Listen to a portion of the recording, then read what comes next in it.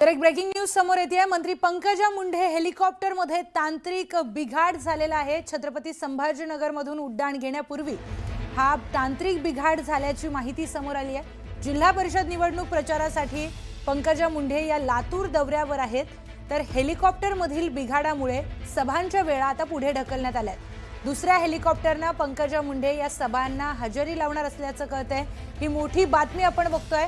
मंत्री पंकजा मुंडेंच्या हेलिकॉप्टरमध्ये तांत्रिक बिघाड झाल्याचं कळतंय। थेट जाऊयात आपले प्रतिनिधी तुषार रुपणवार यांच्याकडे। तुषार, ही मोठी बातमी आपण बघतोय, नेमकं काय सगळं प्रकरण आहे? नक्कीच प्रियंका, जिल्हा परिषद निवडणुकीच्या दौऱ्यासाठी पंकजा मुंडे आपल्याला छत्रपती संभाजीनगरहून उड्डाण घेणार होते। मात्र ते उड्डाण घेण्यापूर्वीच आपल्याला हेलिकॉप्टरमध्ये तांत्रिक बिघाड झाला आणि या तांत्रिक बिघाडामुळे ताबडतोब ते हेलिकॉप्टर थांबवण्यात आलेलं आहे। पंकजा मुंडे काही वेळ हेलिपॅडला थांबल्या आणि आता दुसऱ्या हेलिकॉप्टरने पुन्हा एकदा ते आपल्याला सभांना हजेरी लावताना पाहायला मिळणार आहेत।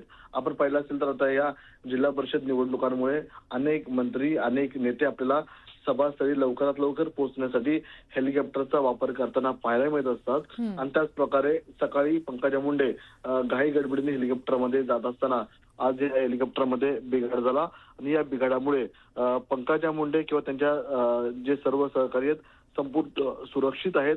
कोणताही गैरप्रकार घडलेला नाहीये। मात्र पंकजा मुंडे यांनी आता ताबडतोब दुसरं हेलिकॉप्टर बोलवून आता ते आपल्याला रवाना होताना पाहायला मिळणार आहेत। बरं तुषार, धन्यवाद दिलेल्या सविस्तर माहितीसाठी।